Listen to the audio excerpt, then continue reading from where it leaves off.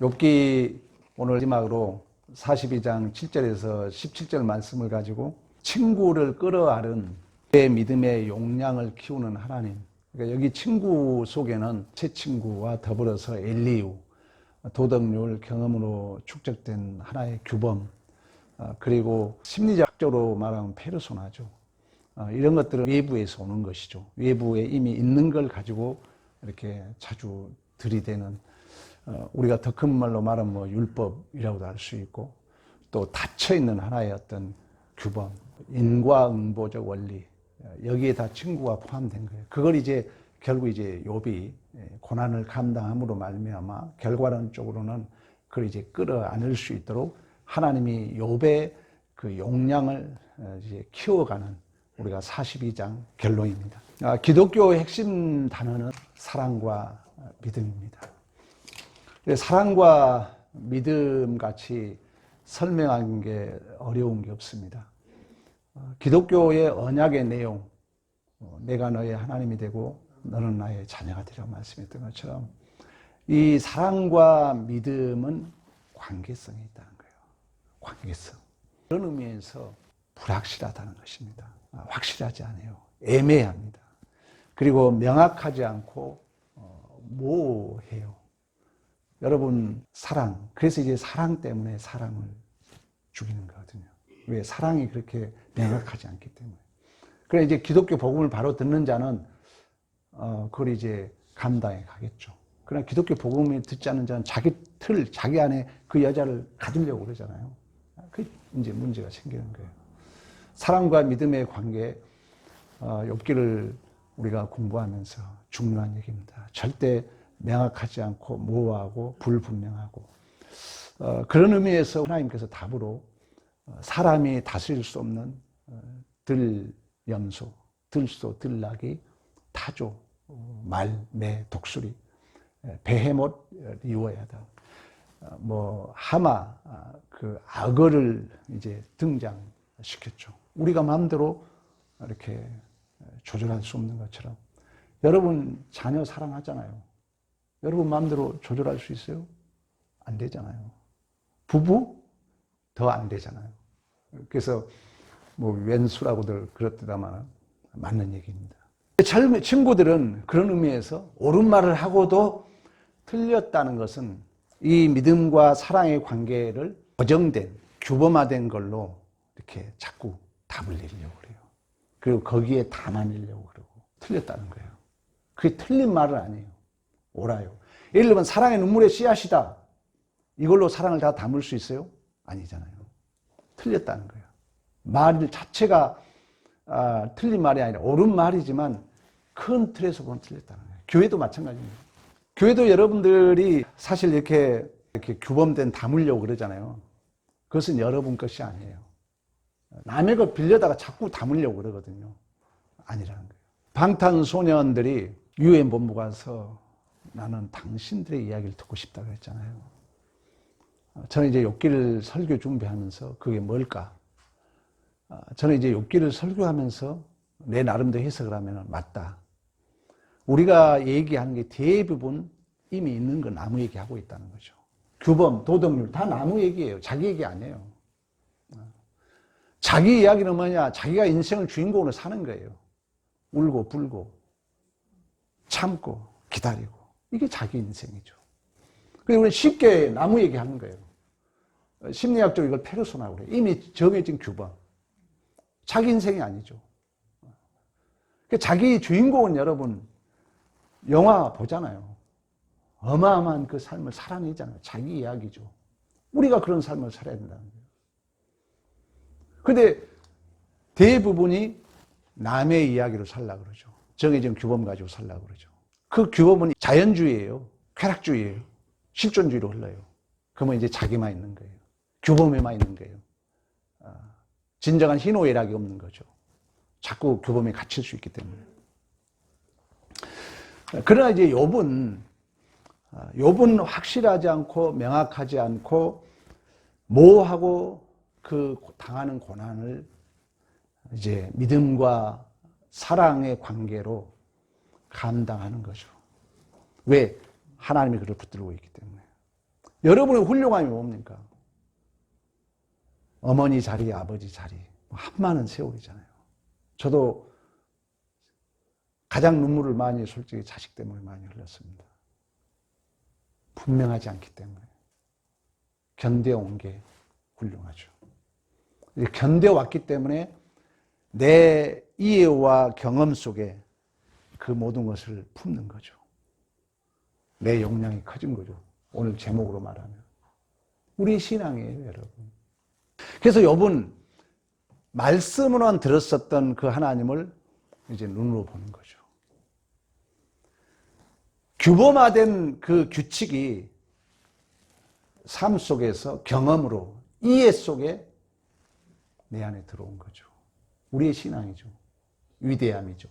그래서 교회의 본질은 우리 교회 주보에 나와 있는 것처럼 우리 자신이 교회예요. 우리 자신이 예수 충만으로 성장되어야 될 줄로 믿습니다.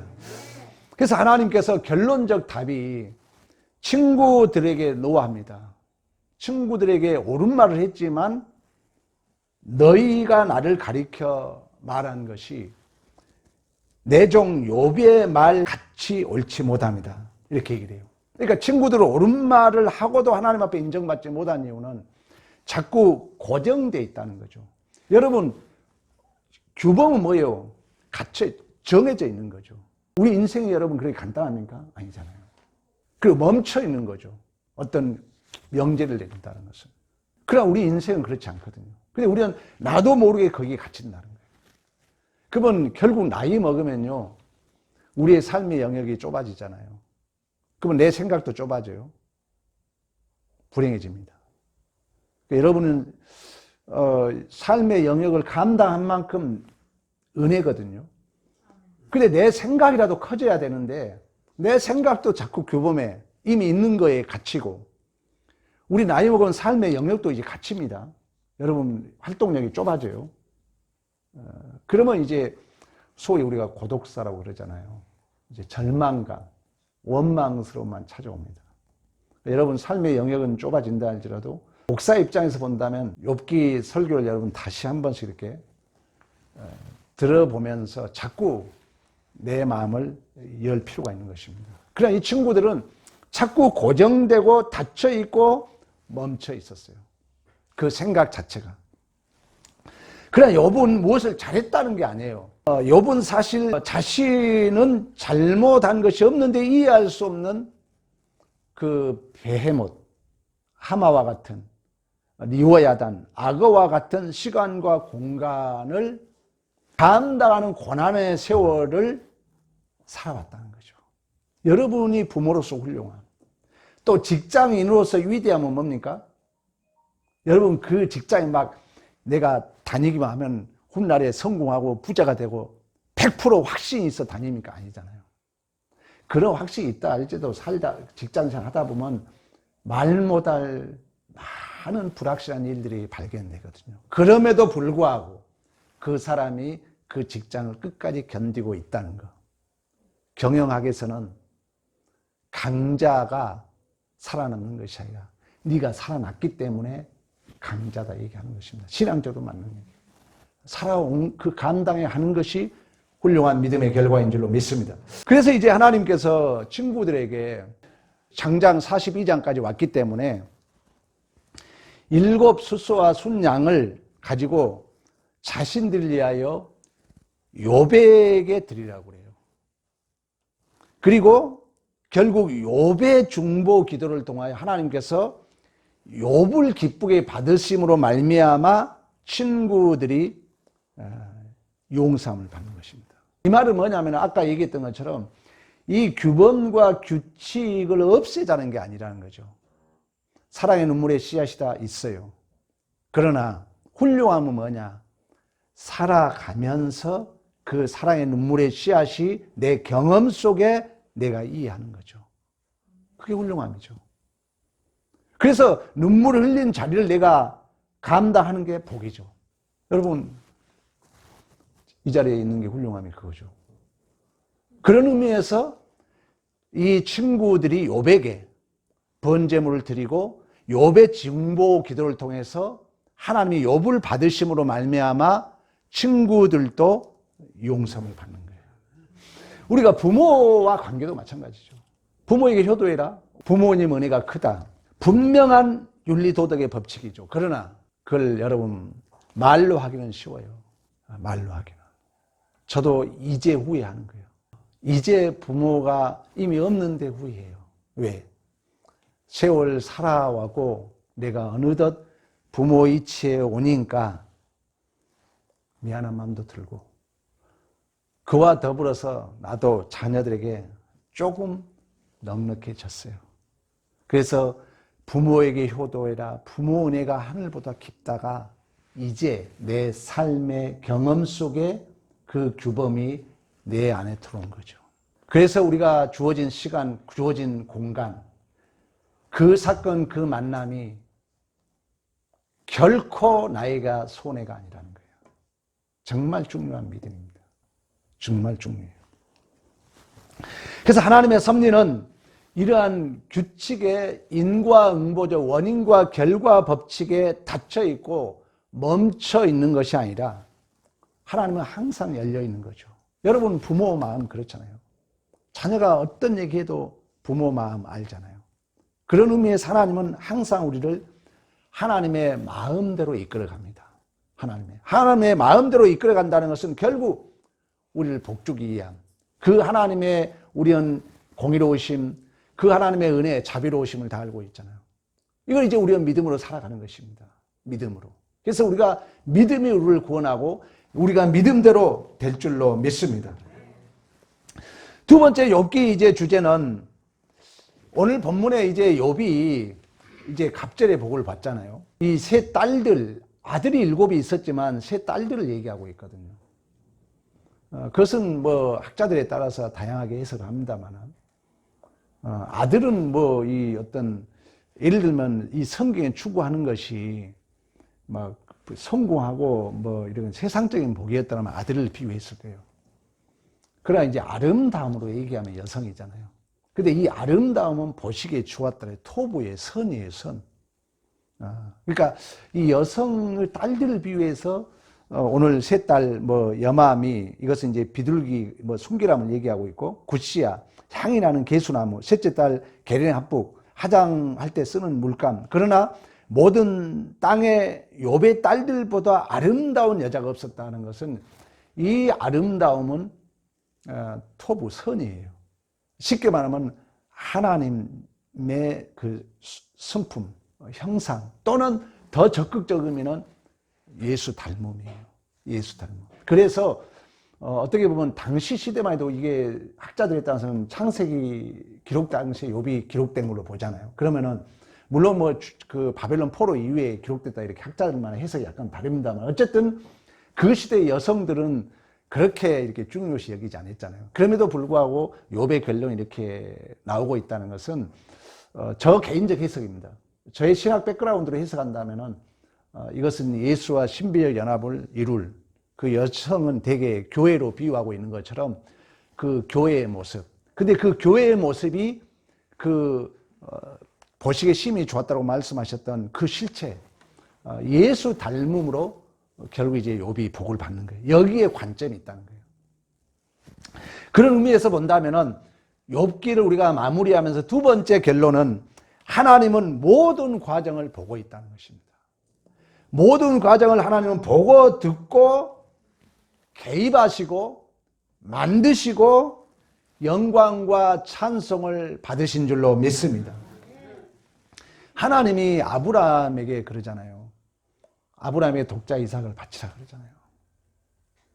근데 하나님은 결론은 뭡니까?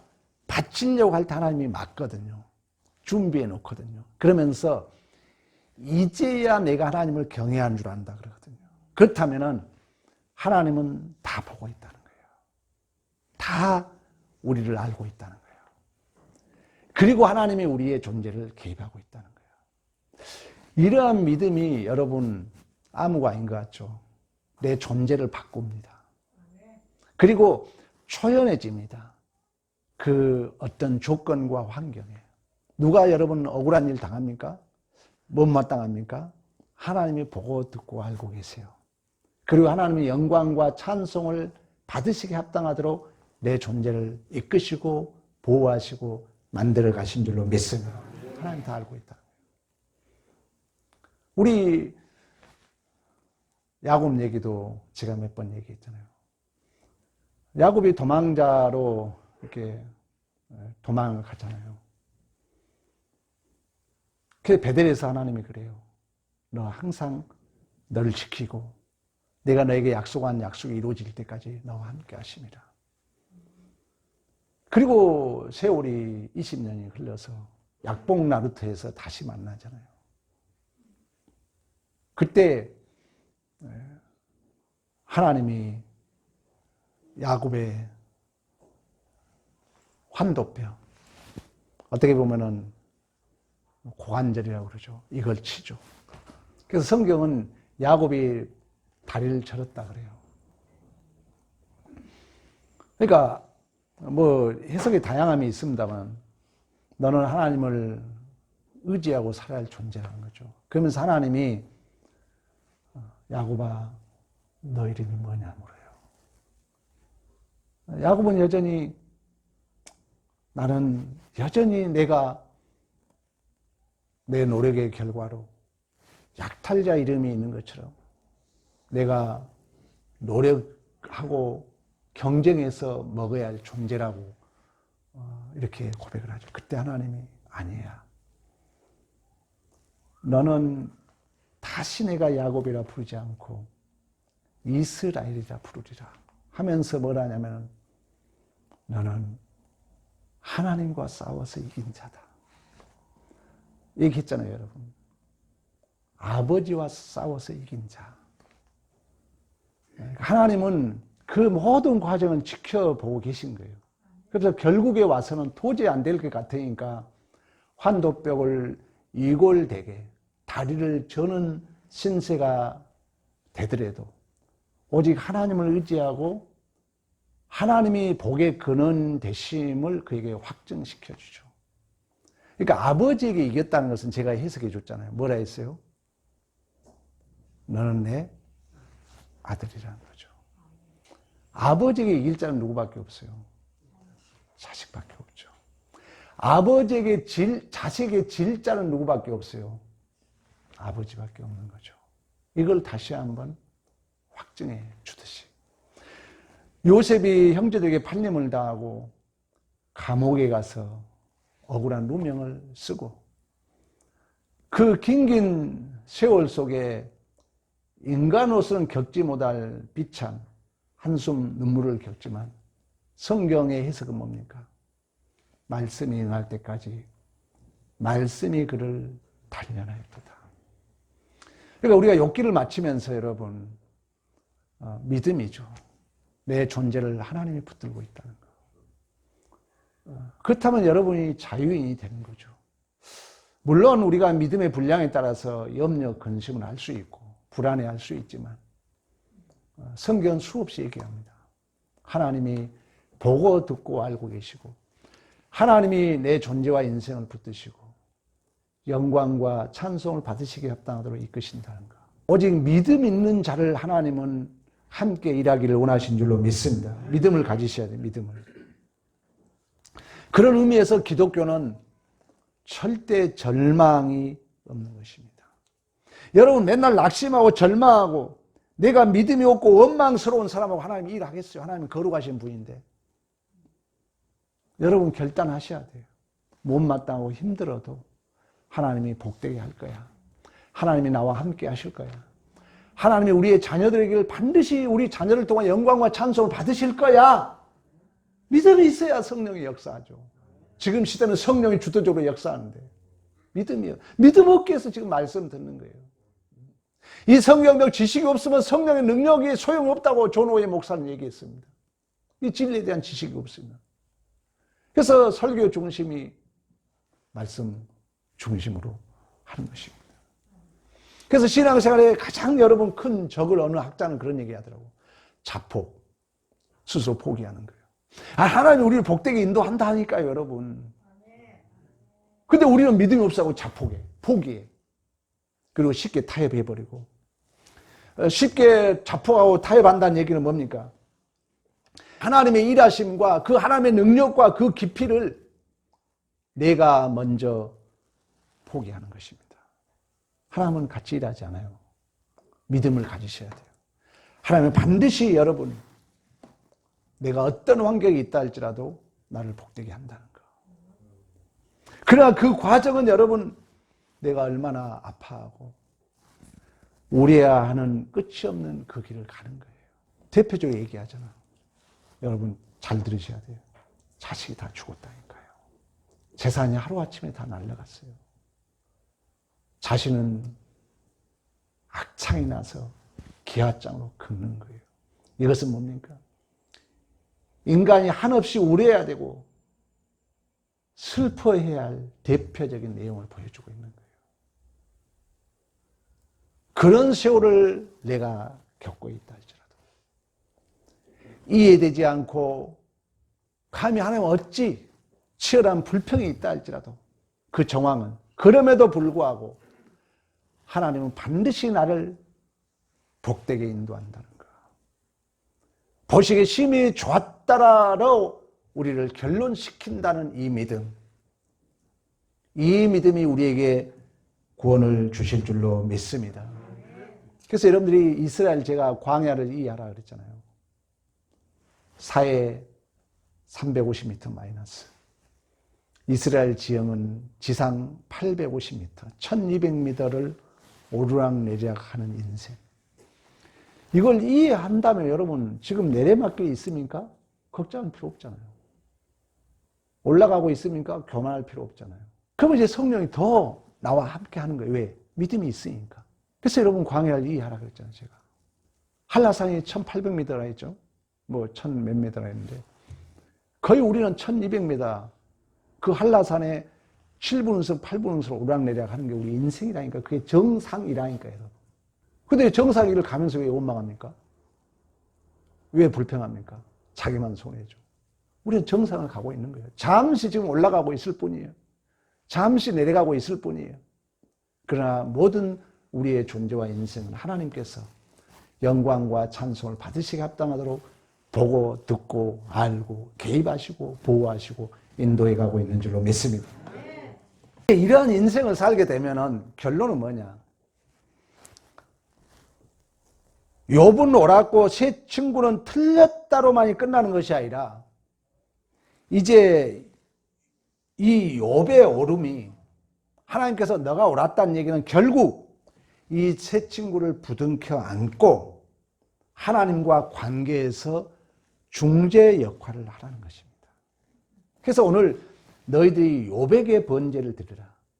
그래서 욥이 하나님 앞에 중재 기도하고 욥을 하나님이 받으심으로 말미암아 그 친구들이 용서를 받는 것처럼 이제 이 부분이 어려운 거죠. 사실 이 부분은 어떻게 보면 우리 예수님이 중재자로 얘기했잖아요. 그래서 제가 그 아름다움을 예수 충만으로 제가 해석을 한 거예요. 우리 예수님은 우리의 모든 죄악을 안고 감당하시고 중보자 사역을 감당했던 것처럼 교회의 본질은 뭡니까 여러분? 예수 충만이거든요. 우리 역시 여러분 믿음이 성장하면은 우리 자녀들은 막 옳았다 그랬다. 그리고 교회 안에도 누가 옳았다 틀렸다. 거기에 같이 저번 얘기했죠. 여러분 설교도 기억나요? 리오야단 베하못 그걸 없애는 게 신앙이 아니라는 거예요. 진정한 하나님의 대리자 청지기 대장부 주인공은 그것을 해석할 수 있는 능력 그 위에서 그걸 감당할 수 있는 주인공이죠. 그래서 욥의 결론이 그거예요. 그래서 하나님께서 결국 네가 지금까지 감당하고 살아옴의 네 오름은 그 친구들을 대적하고 없애라는 것이 아니라 그 친구들을 부둥켜 안고 하나님과 관계에서 중재 역할을 하는 것입니다. 그러니까 하나님의 선이라는 것은 하나님의 이 아름다움, 이 딸들의 아름다움으로 비유하고 있는 이 아름다움, 이 은은 옳고 그런 것으로 자꾸 다른 사람과 구별하고 불화하라는 것이 아니라 더 많은 사람과 관계 속에서 유익을 주는 거죠. 욥이 오늘 친구들 향해서 그런 것처럼 항상 하나님의 마음이 이렇게 열려 있는 것입니다. 그러므로 하나님께서 요구한 것은, 욥에게 요구한 것은 너의 오름으로 새 친구들을 중재하여서 하나님 앞에 용서를 받아내라는 거예요. 힘든 얘기죠. 그 일을 우리가 해야 돼요. 이제 여러분 세월을 다 살아왔잖아요. 여러분이 정말 믿음 안에 살아왔다면은 여러분 공자는요 그런 얘기 했다니까요. 불혹의 나이 40 의심할 것이 없다 경험했다는 거예요. 공자의 그 중심 사상은 인간다움, 그 도덕의 최고의 경지가 뭐냐? 아버지 다움이에요. 내가 아이스크림 장사를 해요. 근데 도둑을 맞았어. 알고 봤더니 내 아들 친구야. 아버지가 이러도 뭐하고 저러도 못하고. 그 마음을 최고의 도덕의 경지로 보는 거예요. 근데 우리는 뭡니까? 막 옳고름 따지잖아요. 윤리도덕도 모르는 사람들이 그런 사람들은. 공자를 모르는 사람들이에요. 제가 공자 공부를 하고 성경을 공부하니까 다 관통해요. 성경은 다 해석이 돼요. 어떤 인문학, 어떤 윤리도덕 다 성경 안에 있어요. 성경 안에. 그러면은 오늘 욥도 마찬가지예요. 네가 성경을 배웠고 네가 하나님으로부터 이렇게 견뎌왔다면은 모든 걸 포용하라는 거예요. 모든 걸 포용해서 중보해서 하나님과 용서를 받아내라. 그런 의미에서 우리 기독교의 여러분 이대함은 우리가 믿는 대상이 하나님이십니다. 즉 언약의 내용, 그분이 우리의 아버지라는 거예요. 그래서 그분은 우리를 항상 여러분 믿어주고 사랑하신 줄로 믿습니다. 이 믿음과 사랑의 관계를 하나님이 요구하고 있는 거예요. 우리에게도 똑같이. 그냥 우리는 언제나 내 자신에게 있죠. 그래서 내가 가지는 이의 논리성으로 자꾸 우리가 구별하려고 하고 또 내가 가지고 있는 논리성과 이해성이 맞지 않으면 틀렸다고 분리하려고 하고 그래서 하나님이 그러한 나의 그 갇혀있는 규범을 좀 둥글둥글하게 만들기 위하여 베헤못, 하마, 리오야단, 악어 같은 고난을 우리에게 준다는 거예요. 여러분 지금 해결되지 않는 문제 있죠? 은혜예요. 몸부림치세요. 걱정 말고. 답이 없어요. 그냥 견디는 거예요. 설교 들으면서. 불평까지 좋아요. 포기는 하지 마요. 자포하지 말아요. 히든카드 내지 말아요. 견디다 보면 어느 순간에 여러분들이 성장할 거예요. 그러면 그 내용이 내 경험 이해 속에 들어와요. 그러면 여러분들이 이제 그들을 이로자로 쓸 거예요. 욥기 결론이에요. 욥기가 주는 복이에요. 욥기가 주는. 열왕기상 3장에 가면은 그런 얘기를 해요. 솔로몬의 지혜로운 재판 속에서 두 여인이 같은 시간에 애를 낳는데 이 한 여인이 자기 애가 죽으니까 살아있는 애가 하나잖아요. 서로 다퉈요. 네 것, 내 것. 근데 솔로몬이 둘로 나누라 할 때 진짜 어머니가 가짜 어머니에게 자기 아들을 내어줍니다. 이건 물론 하나님의 마음을 끓여주고 있어요. 하나님이 자기 아들을 우리를 위해서 주셨잖아요. 그리고 하나님이 우리를 생명다운 자로 만들기 위하여 이방 땅 바벨론에 잠시 맡긴 거예요. 깊은 내용이 포함되어 있어요. 근데 이 진리를 깨달아야 할 원독자는 어디 있느냐? 어디 있어요? 이방 나라에 있는 거예요. 지금 우크라이나 전쟁 같은 그런 상황 속에 있는 거예요. 그 속에서 진실로 부모 마음을 깨달아가죠. 우리 형제가 구남매가 있는데 제 우애 형이 특선자 출신이 가장 내가 보기에는 불효를 많이 하는 것 같았어요. 그러나 그게 나이가 먹으면서 자기가 부모가 되고 자식이 이제 속상하니까 그 내 고난이 깊은 만큼 어머니 은혜가 오버랩이 되죠. 우리의 신앙들은 똑같습니다. 잘 이해하셔야 돼요. 뭐를 이해 못하면 저한테 질문하세요. 다음에 개인적으로. 그래서 이제 제가 보니까 제일 그 부모님 산소를 자주 찾아가신 분이 그 형이에요. 애가 속상하면 애 됐고, 우리 엄마 아빠는 지금 저기 국립묘지에 있거든요. 자주 찾아가요. 찾아가서 사진을 올려요. 왜? 자기가 고난을 겪은 만큼, 자기가 부모에게 불효한 만큼, 깊은 만큼 부모의 은혜가 오버랩이 되는 거죠. 우리의 신앙생활도 여러분 마찬가지입니다. 이 진짜 어머니가 가짜 어머니에게 진짜 아들을 맡기는 이 진리를 깨닫는 독자들은 바벨론 포로에 있는 거예요. 처절한 아픔, 고난, 한숨의 세월 속에 그걸 깨달아가듯이 하나님께서 마찬가지예요. 욥이 그랬던 것처럼 우리의 삶도 마찬가지입니다. 여러분들이 이해되지 않는 일, 또 여러분들이 억울하고 못마땅하고 다 은혜예요. 이걸 이제 겪고 나게 되면은 또다시 그러한 삶의 정황 속에 있는 자들을 우리는 품고 안고 그들을 위로하고 그들을 하나님 앞에 인도할 수 있는 복 있는 자리에 서게 될 줄로 믿습니다. 그래서 욥기에 이제 욥이 갑절의 복을 받았다는 것은 여기서 중요한 얘기가 있어요. 고난의 보상이 아니라는 거예요. 이 말이 같은 말이지만 틀려요. 반드시 고난을 관통해야 이 자리에 갈 수 있다는 거예요. 그래서 여러분들이 주어진 그 모든 삶은 고난이지만 절대 피할 생각을 하지 말아요. 감당해야 돼요. 내가 여러분 설교 다 기억나죠? 와봐라. 기억 안 나요? 욥기 다시 들어봐요. 그러니까 세 친구는 분명한 이야기를 했습니다. 그러나 욥은 엄청난 억울한 일과 이해되지 않는 고난을 감당했습니다. 여러분 이제 답 나오죠. 누가 커요? 누가 큰 자요? 자꾸 규범 안에 갇혀 있고 이 페르소나 분명한 걸 가지고 이야기한 자가 큽니까? 그 현실을 감당해온 자가 큽니까? 감당해온 자가 크잖아요. 그러니까 억울함을 경험하고 고난을 겪는 자가 더 큰 자잖아요. 그러면 결론은 뭡니까? 감당한 자가 감싸 안으라는 거예요. 여러분 자식들이 아직은 뭐 이렇게 그렇죠.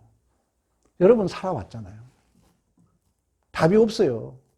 여러분 특히 교회 말씀 듣고 있잖아요. 품어야 돼요. 여러분 지금 그런 말 안 드세요. 저는 솔직히요. 아무리 자식이 잘못해도 지금 내가 60인데 지금 나는 유언 남기고 싶어요. 미안하다. 미안하다. 여러분 그렇게 돼야 됩니다. 여러분들이 품고 여러분이 살아왔잖아요. 억울한 일 당해왔잖아요. 이제 당해왔으니까 내가 그들을 품어야죠. 내가 그들을 용서해야죠. 여러분 아직도 여러분 자식하고 대적관계에 있습니까 혹시? 저하고 개인 상담해야 돼요. 리워야단, 베아못 아주 대적관계에 있어요? 여러분 부모 자격이 없는 게 미안하지만 물론 아직 뭐 젊은 사람 그럴 수 있습니다.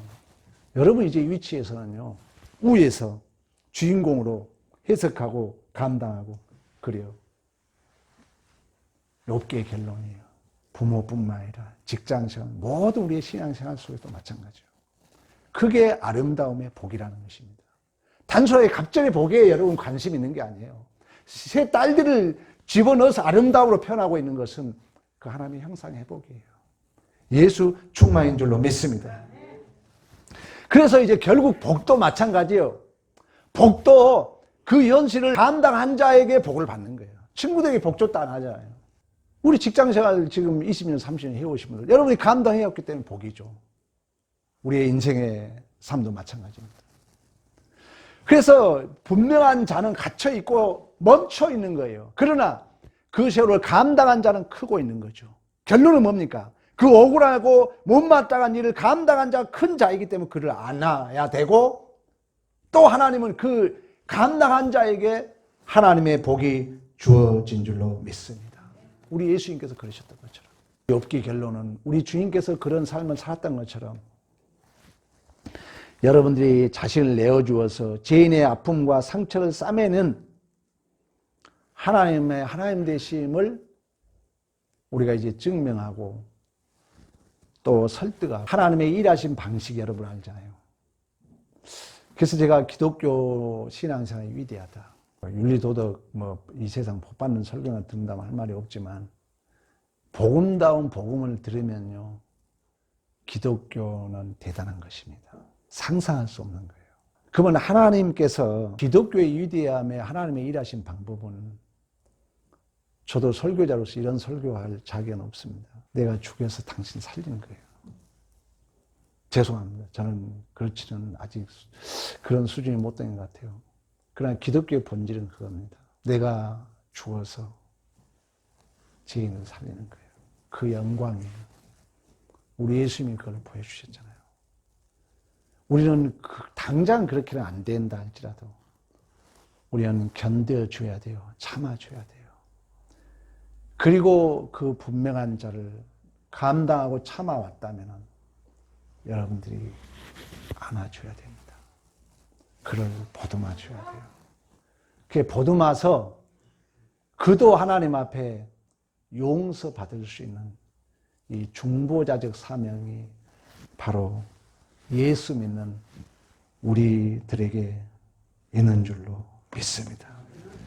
그래서 우리 기독교 이대함은 이처럼 십자가에서 내 것을 다 주고 우려야 되고 부둥켜 안아야 되고 용서하여 사랑과 믿음의 관계를 만들어가는 그 예수를 우리가 소유하고 있는 이 위대함, 이 진리만이 세상을 이길 수 있습니다. 이 믿음이 없으면 세상에 자꾸 패배하죠. 패배하니까 나에게 남는 분노, 억울함, 못마땅함이 있을 수 있죠. 진실로 욥기가 이렇게 너무 깊은 진리가 있지만 마무리를 오늘 합니다. 욥기를 이렇게 은혜롭게 마치게 됨을 감사합니다. 우리 다